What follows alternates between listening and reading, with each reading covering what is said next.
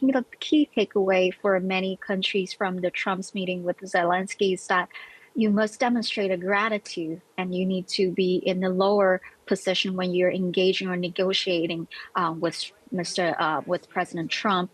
And this kind of but presenting a submissive image before Trump actually could pose a challenge for Taiwan's government and the U.S.-Taiwan relations because U.S. has been the country that has been respecting Taiwan's sovereignty, while China was the one that demanding unequal negotiations. So if this dynamic changes, it may become more challenging for Taiwanese government to persuade certain group of Taiwanese public in the importance of strengthening U.S.-Taiwan relations. Well, we've seen Donald Trump delay the 25% tariffs for some imports from Canada and Mexico. How would Taiwan be viewing this?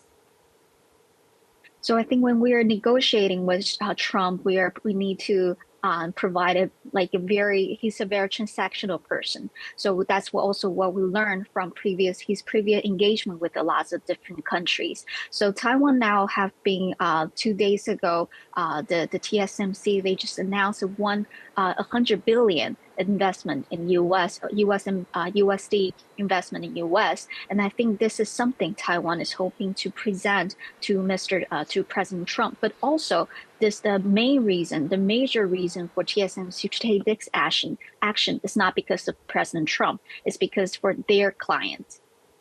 Tell us a bit more about that. In the words of Donald Trump, it's a big win for the US, but is it so for Taiwan? Why is this so significant?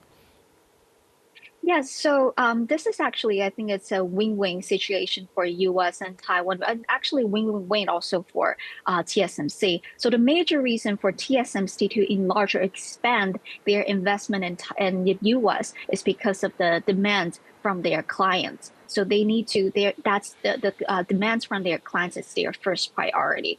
And by investing more in the U.S., it's also helping. First, this is creating more jobs to U.S., so that's definitely going to make Mr. Trump, President Trump, happy.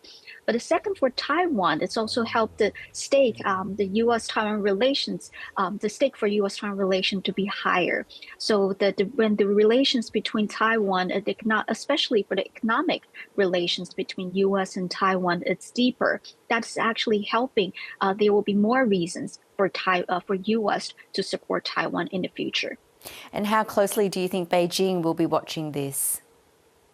Definitely very closely.